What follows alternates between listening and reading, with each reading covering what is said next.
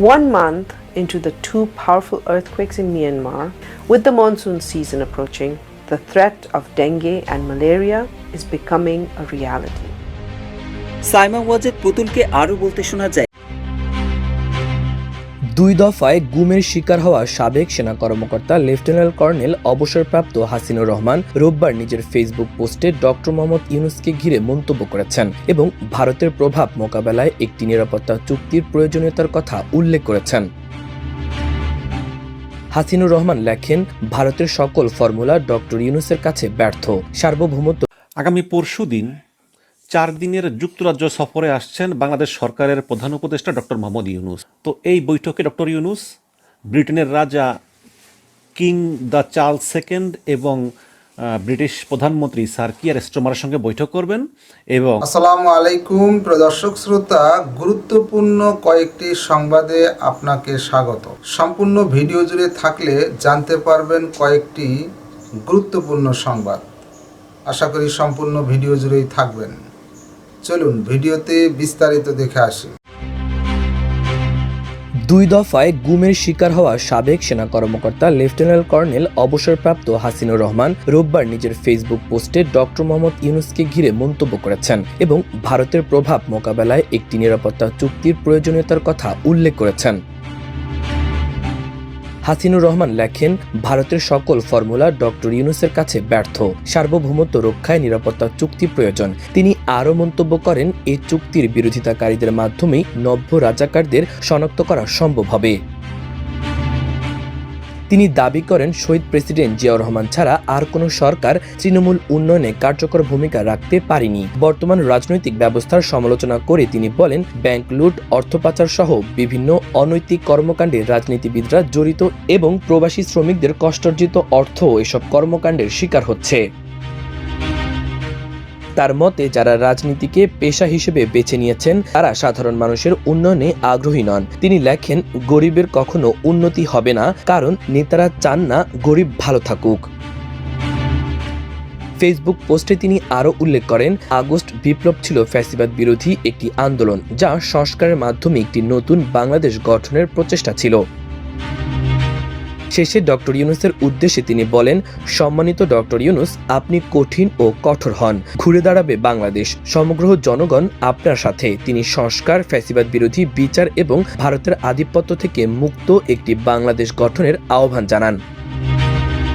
দেশের ভেতরে চলমান রাজনৈতিক অস্থিরতার পরিপ্রেক্ষিতে এ অবস্থার কথা জানালেন একসময় আয়নাঘরে বন্দী সাবেক এ সেনা কর্মকর্তা। মাত্র 2 দিন আগেই নির্বাচনের একটা সম্ভাব্য সময় ঘোষণা করেছেন প্রধান উপদেষ্টা। আগামী এপ্রিলের প্রথমার্ধে নির্বাচনের কথা বলেছেন তিনি। তবে সময়টি নিয়ে সন্তুষ্ট নয় বিএনপি। দলটি বেশ কিছুদিন থেকেই আগামী ডিসেম্বরে নির্বাচনের দাবি জানিয়ে আসছে। বিস্ময়করভাবে বাংলাদেশে দ্রুত নির্বাচনের ব্যাপারে আগ্রহ রয়েছে ভারতও। সম্প্রতি দেশটির পররাষ্ট্র মন্ত্রণালয়ের এক শীর্ষ কর্মকর্তা এক সংবাদ সম্মেলনে বাংলাদেশ নিয়ে মন্তব্য করে। ওই সংবাদ সম্মেলনে দাবি করা হয়, বাংলাদেশের সমস্যা তাদের নিজস্ব এবং সমাধানের পদক্ষেপ বাংলাদেশ সরকারকেই নিতে হবে। সেখানেই মন্তব্য করা হয়, বাংলাদেশের রাজনৈতিক সমস্যার সমাধানের জন্য একটি নির্বাচিত রাজনৈতিক সরকার অত্যন্ত জরুরি এবং বিষয়টি যত দ্রুত সম্ভব ততই ভালো।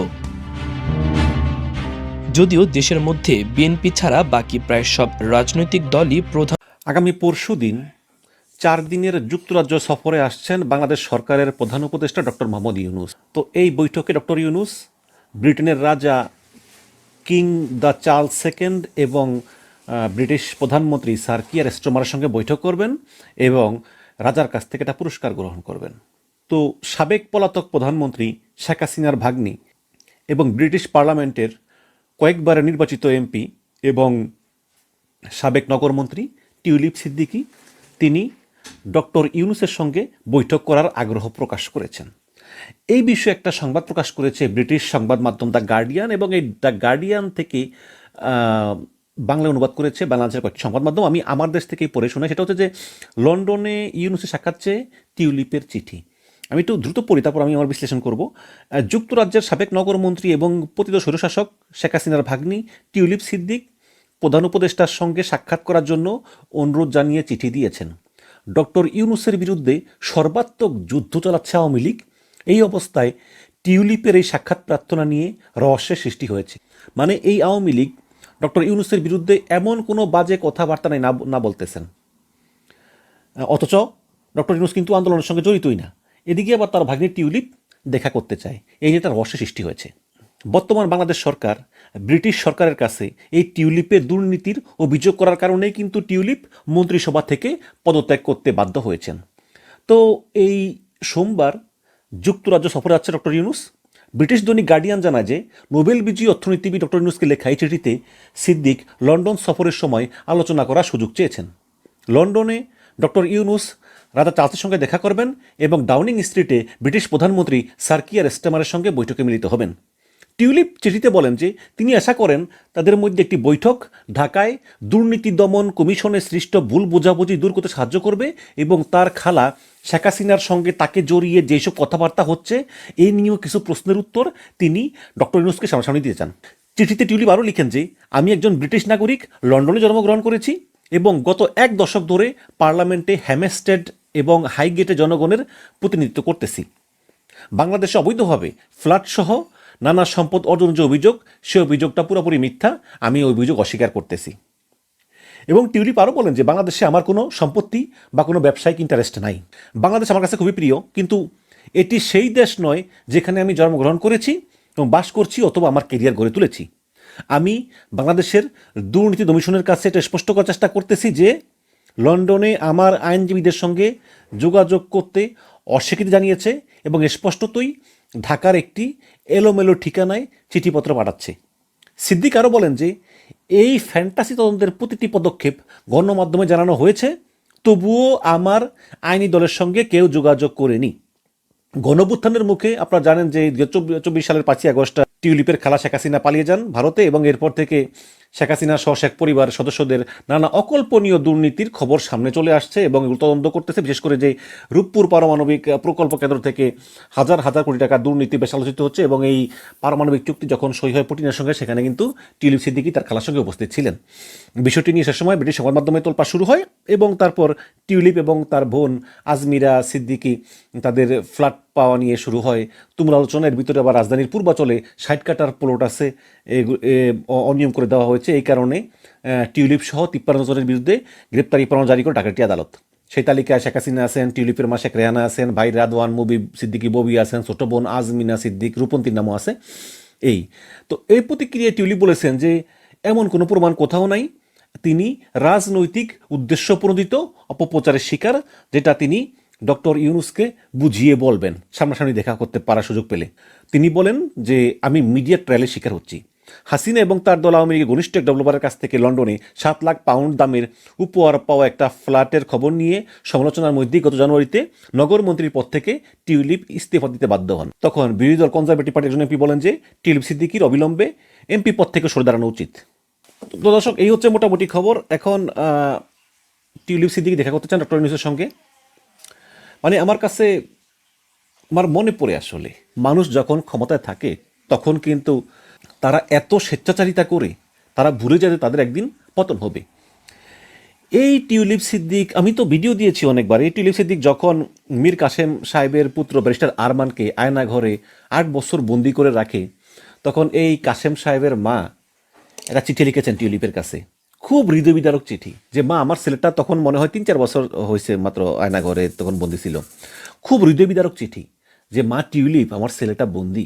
সামাজিক মাধ্যমে ছড়িয়ে পড়েছে সাইমা ওয়াজেদ পুতুলের একটি ভিডিও। দাবি করা হচ্ছে 1 মাসের মধ্যেই দেশে ফিরবেন শেখ হাসিনা। সামাজিক মাধ্যমে ছড়িয়ে পড়া ভিডিওটির শিরোনাম 1 মাসের মধ্যে আমার মা বাংলাদেশে আপনাদের মাঝে ফিরে আসবে। তবে সামাজিক মাধ্যমে ছড়িয়ে পড়া এই ভিডিওটি যে দাবিতে প্রচারিত হচ্ছে তা সত্য নাকি মিথ্যা, তার ব্যাখ্যা দিল ফ্যাক্ট চেকিং প্রতিষ্ঠান রিউমার স্ক্যানার। অনুসন্ধানে বিশ্ব স্বাস্থ্য সংস্থার দক্ষিণ পূর্ব এশিয়া অঞ্চলের ইউটিউব চ্যানেলে গত 28 April a month after the Myanmar earthquakes শীর্ষক ক্যাপশনে আপলোডকৃত একটি ভিডিও খুঁজে পায় রিউমার স্ক্যানার। উক্ত ভিডিওর সঙ্গে প্রচারিত ভিডিওর মিল রয়েছে। একই ভিডিও পাওয়া যায় বিশ্ব স্বাস্থ্য সংস্থার দক্ষিণ পূর্ব এশিয়া অঞ্চলের লিঙ্কডইন অ্যাকাউন্টেও। ভিডিওটিতে বিশ্ব স্বাস্থ্য সংস্থার দক্ষিণ পূর্ব এশিয়া অঞ্চলের আঞ্চলিক পরিচালক সাইমা ওয়াজেদকে বলতে শোনা যায়, মায়ানমারে ভূমিকম্পের 1 মাস পরও 24 লাখের বেশি মানুষ স্বাস্থ্য ঝুঁকিতে আছে। বর্ষা মৌসুম ঘনিয়ে আসায় রোগবাহিত বিপদ বাড়ছে, বিশেষ করে ডেঙ্গু, ম্যালেরিয়া ও পানিবাহিত রোগের। দর্শক শ্রোতা, এই বিষয়ে আপনার মন্তব্য কমেন্ট বক্সে আশা করতেছি। কমেন্ট বক্সটি আপনার, লিখতে পারেন কমেন্ট বক্সে আপনার মন্তব্য। আজকে এই পর্যন্তই। আল্লাহ হাফেজ।